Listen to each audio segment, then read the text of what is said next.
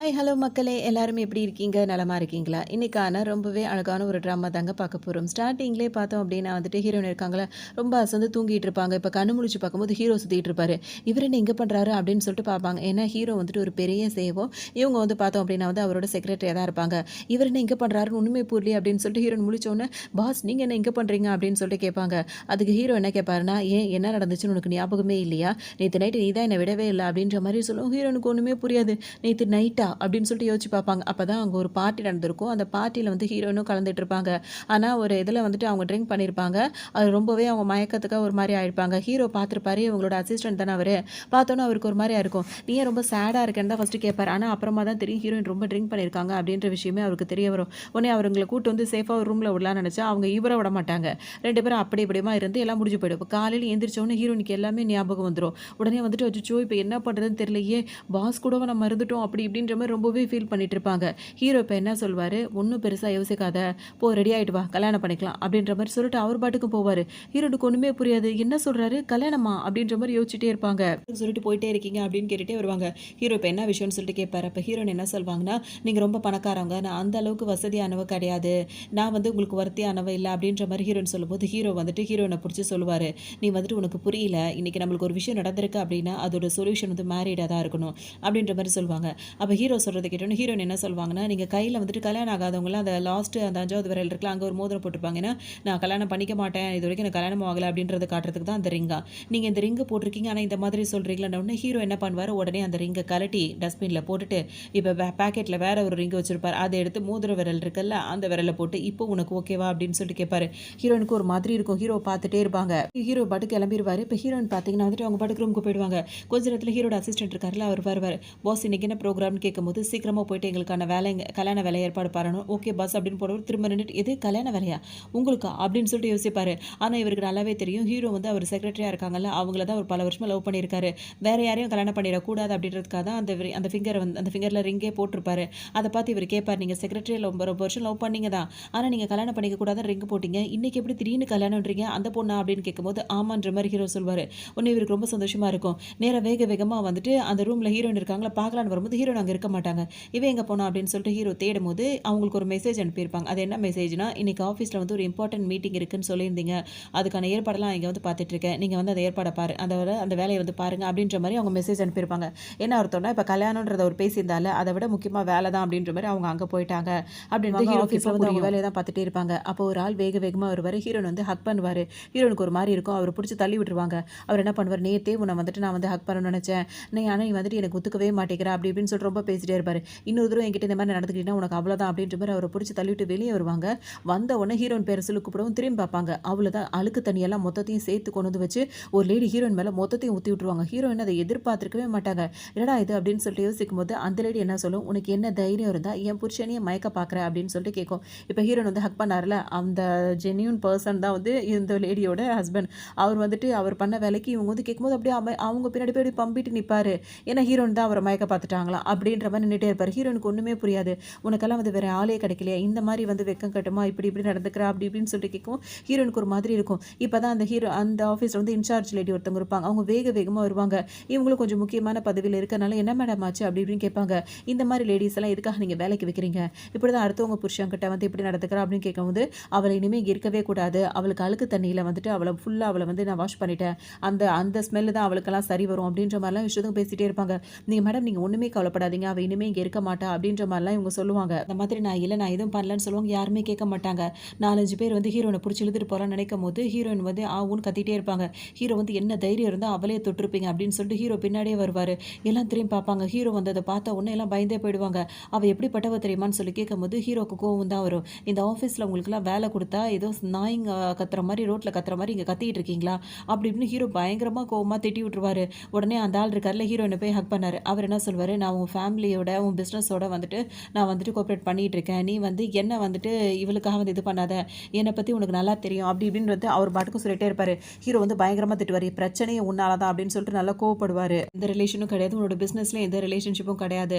இங்க இருந்து வெளிய போ." அப்படின்ற மாரி தொரத்தி விட்டுருவாரு. அவ்வளோதான். அவங்க 2 பேரும் தொரத்தி விட்ட உடனே இந்த இன்சார்ஜ் லேடி இருக்குல்ல, அதுக்கு ஒரு மாதிரி அச்சச்சோ! இதென்னடா பெரிய வம்பா போச்சுன்னு சொல்லிட்டு அவ்ளோ கெஞ்சிக்கிட்டு இருக்கோம். "நான் அவங்க சொல்லிட்டாங்கன்னு தான் அந்த மாரி பண்ணிட்டேன். எனக்குன்னு தனிப்பட்ட முறையில அந்த மேடம் மேல எந்த கோவமும் கிடையாது. என்ன வேலைய விட்டு தூக்கிறாதீங்கன்னு" அவ்வளோ இவ்வளோ கேட்டுட்டே இருக்கும்போது மேடம் கிட்டயும் மாறி மாறி மன்னிப்பு கேட்கும் ஹீரோயின் கிட்ட.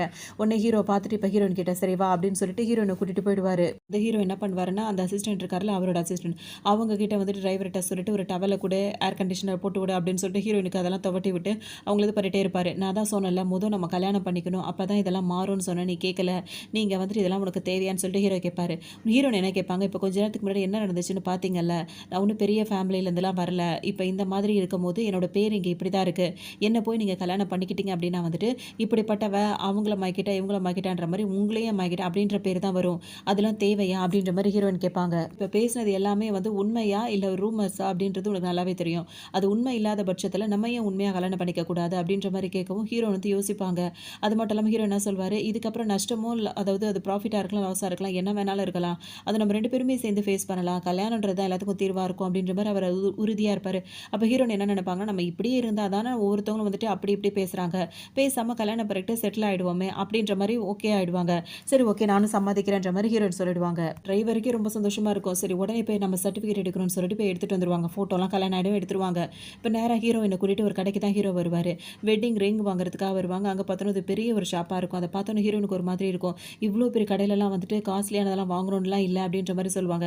நீ என்னோட ஒய்ஃபா வரப்போறப்ப உன்னை எந்த இடத்துல வைக்கணும்னு எனக்கு தான் தெரியும். பேசாம வா அப்படின்னு சொல்லிட்டு ஹீரோ கூட்டிட்டு வருவாரு. ஹீரோ வந்து இவர கூட்டிட்டு வந்த உடனே அங்க வேலை பார்க்குறாங்கல்ல, அந்த லேடிக்கு என்னமோ அவ்ளோ ஒரு இதா இருக்கும்.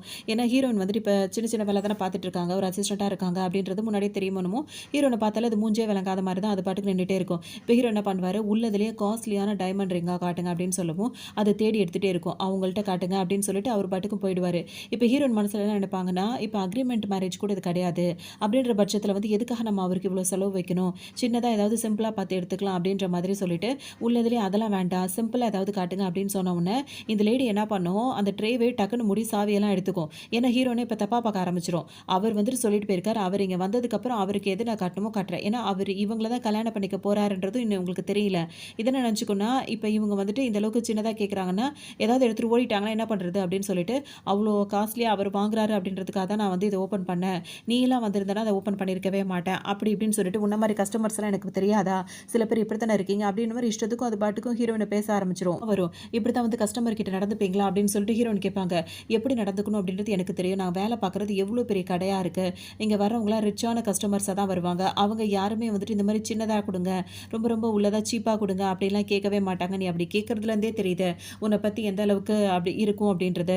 உன்ன மாரி ஆளுங்கலாம் வந்துட்டு சின்னது, சிம்பிள் அந்த மாரிலாம் வாங்க மாட்டாங்க. உடைஞ்சு போன பொருள கூட உங்களால வாங்க முடியாது. அப்படி இருக்கிறவங்க எதுக்காக இந்த கடைக்கெல்லாம் வரீங்க?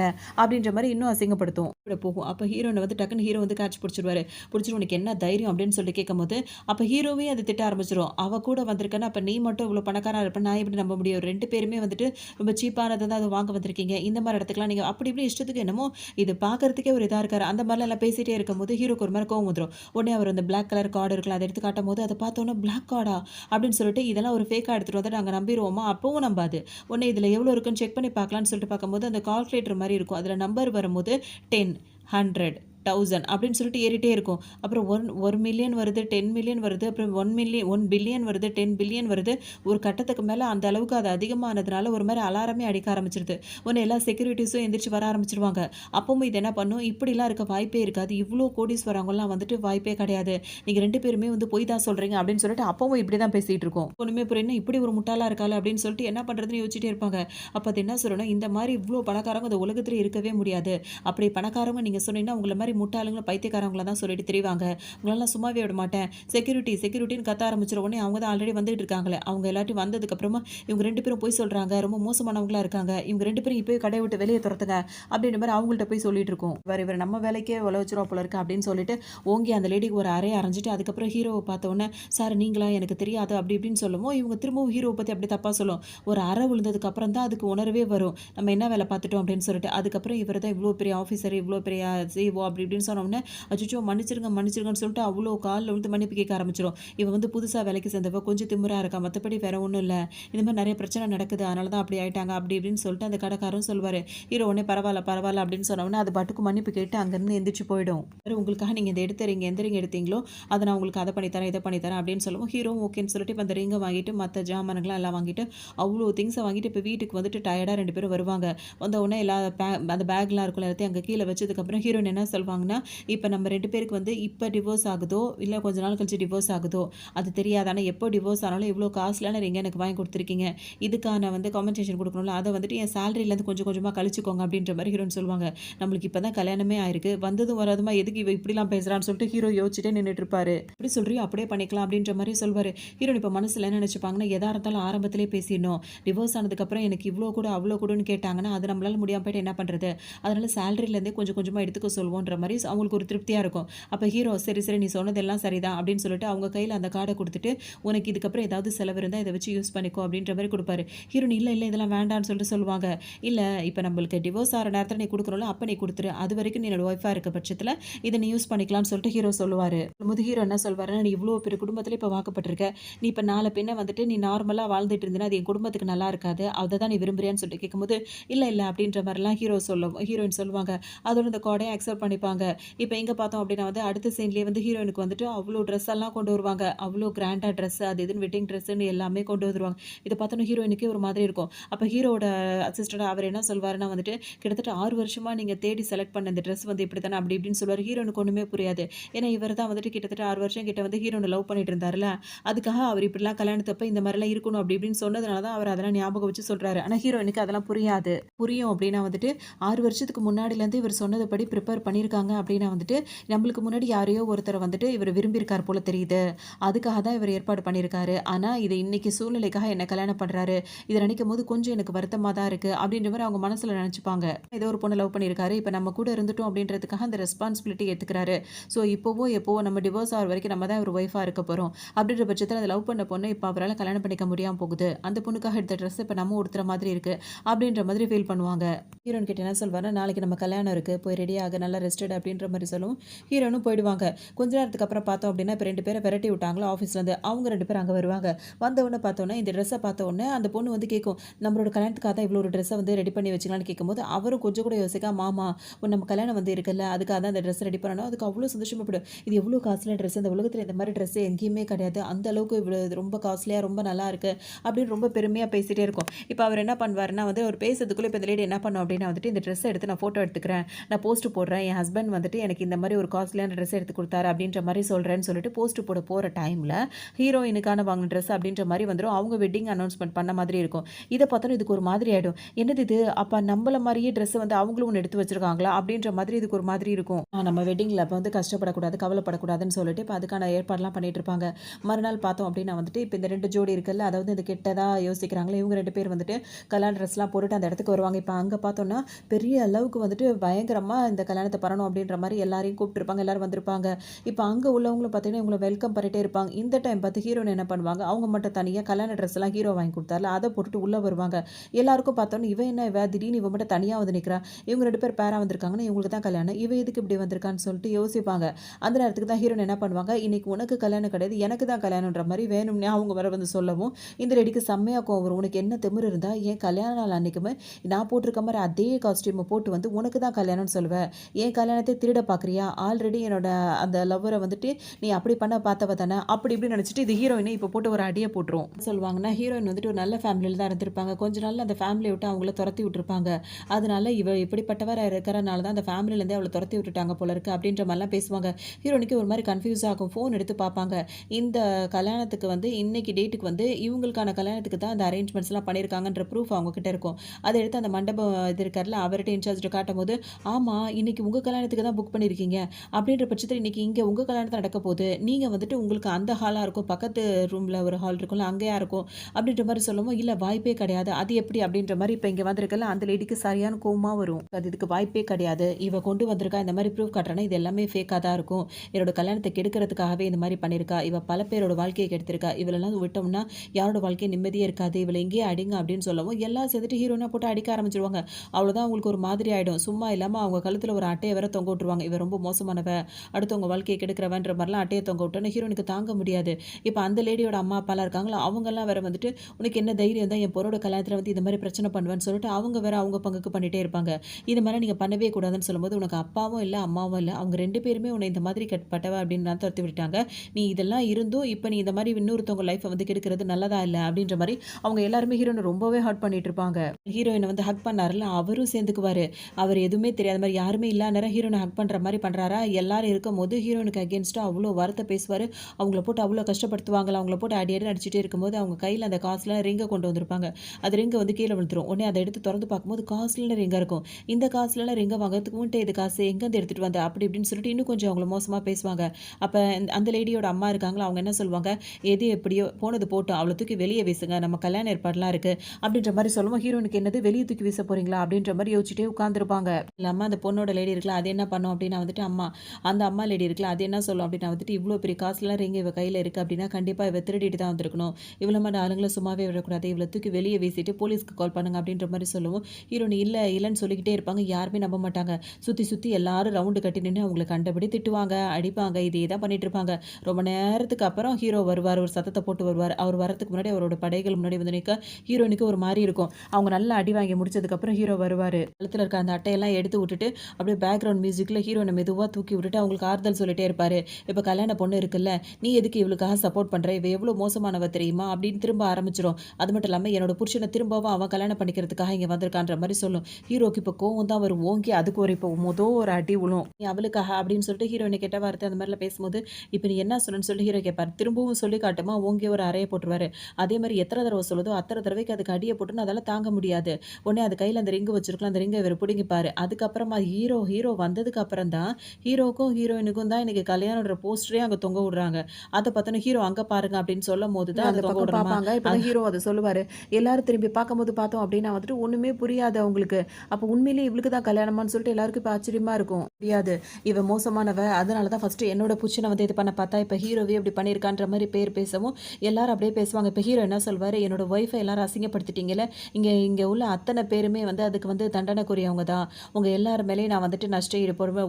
1.4 மில்லியன் நீங்க எல்லாருமே எனக்கு சேர்ந்து குடுக்கணும் அப்டின்னவும், அங்க இருக்கிறவங்களுக்கு மயக்கமே வந்துரும். அச்சச்சோ! என்னடா இது கல்யாணத்துக்கு கலந்துக்கலான்னு வந்து பார்த்தோம்னா, இவ்ளோ பெரிய அமௌண்ட்ட கட்டுற மாரி ஆயிடுச்சே! அப்டின்ற மாதிரி எல்லாருக்குமே ஒரு மாரி அதிர்ச்சியா இருக்கும். இருக்குல்ல, அதுக்கே வந்து ஒரு மாரி ஆயிடும். இப்ப அதோட ஹஸ்பண்ட் இருக்கார்ல, அவர்ட்ட போய் கேட்கும். இப்ப நம்ம என்ன பண்றது? இவ்ளோ அமௌண்ட்டுக்கு நம்ம எங்க போறது? அப்டின்னு சொல்லிட்டு கேட்கவும், அவர் ஓங்கி ஒரு அறைய போட்டுருவாரு. எல்லாம் உன்னால தான் அப்டின்னு சொல்லிட்டு, இப்ப அவர் மன்னிப்பு கேட்க, அவங்க ஒய்ஃபா இருக்க கல்யாண பொண்ணு இருக்குல்ல, அது மன்னிப்பு கேட்க, அவங்க அம்மா மன்னிப்பு கேட்கன்னு எல்லாருமே ஹீரோ கால்ல வந்து மன்னிப்பு கேட்பாங்க. ஹீரோ யாரையும் மன்னிக்க மாட்டேன்னு சொல்லிடுவாரு. அதுக்கப்புறம் ஹீரோயின் கிட்ட ப்ரொபோஸ் பண்ணி, இப்ப அவங்க கல்யாணமும் நடந்து முடிஞ்சிரும். வருவாங்க. ஹீரோயின் வீட்டுக்கு வந்தோனே ஹீரோ பேசலான்னு சொல்லிட்டு போம்போது, ஹீரோயின் என்ன சொல்வாங்க அப்டின்னா வந்துட்டு, இத பத்தி பேசுறதுக்கு ஒண்ணும் இல்ல. நீங்க எனக்கு கேட்டீங்கன்னு தான் நான் ஓகே சொன்னேன்ற மாரி சொல்லுவாங்க. ஹீரோ என்ன சொல்வார், நம்ம கல்யாணம் முடிச்சது இன்னும் நெறைய பேருக்கு நம்ம தெரியப்படுத்துறோம்னு சொல்லும்போது, ஹீரோயின் வந்து அது பிடிக்காது. ஏன்னா நீ எத்தன பேர்ட்ட சொன்னாலும் எனக்கு தான் அது கெட்ட பேர் ஆகுது. இன்னும் கொஞ்ச நாளுக்கு அப்புறம் நம்ம டிவோர்ஸ் பண்ணிட்டோம் அப்டின்னாலும் அது எனக்கு நல்லதா இருக்காது. அவங்க என்ன நெனைக்கிறாங்கன்னா, வேற யாரையோ ஒருத்தர இவங்க விரும்புறாரு. ஏதோ ஒரு காரணத்துக்காக நம்மள கல்யாணம் பண்ணியிருக்காரு. திரும்ப எல்லார்கிட்டயும் நம்மளுக்கு கல்யாணம் ஆயிடுச்சுன்னு விஷயத்த சொல்லி, நாள பின்ன திரும்ப இவங்க வந்து மயக்கிட்டாங்க அப்படி இப்படின்ற பேரு தான் நம்மளுக்கு மிஞ்சும். அது எதுக்கு? அதெல்லாம் எதுவுமே வேண்டாம் அப்படின்ற மாரி சொல்லிட்டு அவங்க பாட்டுக்கு போயிடுவாங்க. ஹீரோ ரொம்ப மனசு உடைஞ்சு போயிடுவாரு. ஏன்னா இவரு அவங்கள தான் நேசிக்கிறாரு. அவ புரிஞ்சுக்கவே மாட்றாளேன்னு சொல்லிட்டு இவங்களுக்கு ஒரு மாரி கஷ்டமா இருக்கும். சிஸ்டருக்கு கால் பண்ணி எனக்கும் என்னோட ஒய்ஃப்க்கும் ஹனிமூனுக்கு ஏற்பாடு பண்ணுங்க. நாங்க அந்த ஐலாண்டுக்கு போய் எங்க ஹனிமூன கொண்டாட போறோம் அப்படின்ற மாரி ஏற்பாடு பண்ண ஆரம்பிச்சுருவாரு. இன்னொரு இங்க எங்க பார்த்தோம் அப்படின்னா வந்துட்டு கல்யாணம் கேன்சல் ஆச்சுல, அதுங்க 2த்துக்கும் அவ்ளோ கோவமா இருக்கும். இப்ப நம்மளுக்கு வந்து நம்ம கல்யாணத்த அவ கெடுத்துட்டா அப்படி இப்படின்னு கோவப்படும்போது, நீ எதுக்காக கோவப்படுற? நான் அதெல்லாம் பார்த்துக்கிறேன் அப்படி இப்படின்னு சொல்லிட்டு அவர் அத சமாளிச்சுட்டு இருப்பாரு. இப்ப ஹீரோயின் கிட்ட சொல்லிட்டு இப்ப இவங்க ஹனிமூனுக்காக கிளம்பிட்டு இருப்பாங்க. ஹீரோவும் ஹீரோயினும். அங்க இங்க வந்தோனே ஒரு பெரிய ஹோட்டல்ல தான் புக் பண்ணியிருப்பாங்களா, அங்க ஹீரோ வெளிய வரதுக்குள்ள ஹீரோயின் வந்துட்டு இந்த ஹோட்டலுக்குள்ள உள்ள வந்துருவாங்க. இங்க வந்து பார்த்தா அந்த 2 பேர் இருக்குல்ல அந்த ஜோடி, அவங்க இங்க ஆல்ரெடி வந்து புக் பண்ணி இங்க வந்துட்டு இருப்பாங்க. ஏன்னா அவங்க இவங்க பண்ற அதே இடத்துல கல்யாணம் ஏற்பாடு பண்ணி, இவங்க வர ஹனிமூனுக்கு அதே ஹோட்டலுக்கும் புக் பண்ணியிருக்கிற மாரியே இருக்கும். அவங்க 2 பேரும் வந்து நிக்கிறது ஹீரோயின் பார்ப்பாங்க. எதுக்கு வம்புன்னு சொல்லிட்டு அவங்க பாட்டுக்கு போலான்னு நெனைப்பாங்க. அப்ப இவர் இருக்கார்ல, அந்த ஹஸ்பண்டா இருக்கவரு பார்த்துருவாரு. பார்த்துட்டு ஹீரோயின் கிட்ட வம்பு பண்ணுவாரு. அத பார்த்தோன்னே அதுவும் ஜோடி சேர்ந்துக்கும். இப்ப 2 பேருமா சேர்ந்துட்டு ஹீரோயின் வந்துட்டு திரும்பவும் உன்ன நான் இங்க பார்ப்பேன்னு நினைக்கவே இல்ல. உன்னால தான் அன்னைக்கு அந்த இடத்துல எனக்கு அவ்ளோ அசிங்கமா போயிடுச்சு. அந்த ஆள் வந்துட்டு உன்ன கல்யாணம் பண்ணிக்கிட்டானா, அப்படி ஒண்ணும் கிடையாது. அவனுக்கு நீ வந்துட்டு ஒரு ஒய்ஃபாலாம் இருக்க வாய்ப்பே கிடையாது. அப்படி இப்படின்னு சொல்லிட்டு இப்பவும் அப்படிதான் பேசுங்க. ஏன்னா ஹீரோ பக்கத்துல இல்லன்னு. இவங்கள ரொம்ப அசிங்கப்படுத்திட்டு இருக்கும். ஹீரோயின் என்ன சொல்வாங்க, நீங்க நினைக்கிற மாதிரி கிடையாது. எனக்கும் அவருக்கும் கல்யாணம் ஆயிடுச்சு. இது உங்களோட கல்யாண சர்டிஃபிகேட் இங்க இருக்கு அப்படின்ற மாரி ஹீரோயின் அத காட்டுவாங்க. உடனே அத வாங்கி பார்த்தோன்னே, எது உண்மையிலேயே கல்யாணம் நடந்திருக்கா? அப்படின்னு சொல்லிட்டு அதுங்களுக்கு பொறுக்காது. என்ன பண்ணுங்க, வேணும்னே இந்த சர்டிஃபிகேட்ட புடிச்சு கிழிச்சு எறிஞ்சிட்டுருங்க.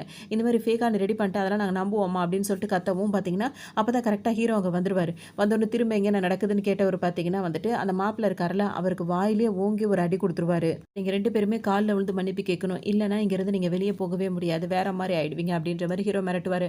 அதுங்களுக்கு ஒரு மாரி ஆயிடும். அவங்க மன்னிப்பு கேட்பாங்க. அதுக்கப்புறம் தான் ஹீரோ என்ன சொல்வாரு, இந்த 8 வருஷமா அவங்க வந்துட்டு அவங்க தான் இதுக்கான எல்லாத்துக்கும் இந்த குரூப் ஆஃப் இந்த கம்பெனி இருக்குல்ல, அதுக்கு ஓனரே ஹீரோயின் தான் அப்படின்ற மாரி சொல்லும்.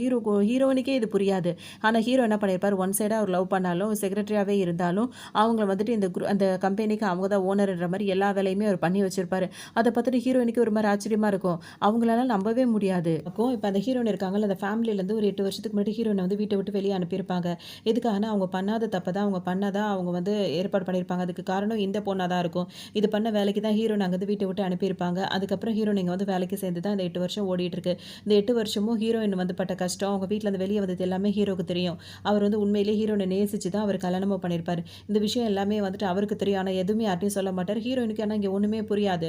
இப்ப இன்னொரு விஷயத்தையும் ஹீரோ வந்து இங்க காட்டிக் குடுத்துருவாரு. அது என்ன அப்டின்னா வந்துட்டு, இப்ப இந்த லேடியோட ஹஸ்பண்டா ஒருத்தர் இருக்கார்ல, அவர் வந்துட்டு ஹீரோயின் கிட்ட எப்படி மிஸ்பிஹேவ் பண்ணியிருக்காரு அப்படின்றதையும் ப்ரூஃபா காட்டும்போது, அதுக்கே இப்ப கோவம் வந்துரும். உடனே என்ன பண்ணும், படார்ன்னு எல்லார் முன்னாடியும் அவர அங்க ஓங்கி அத அரைஞ்சு விட்டுரும். கதை சொல்லும்போது எல்லாரும் முன்னாடியும் என்ன வந்து கொஞ்சுற மாரி என்கிட்ட நடிச்சுட்டு, நான் இல்லாத நேரம் நீ அவகிட்ட போய் இப்படி பண்ணியிருக்கியா, அப்படி பண்ணியிருக்கியான்னு கேட்டுட்டு, அடி அடின்னு போட்டு அடிச்சுட்டே இருப்பாங்க.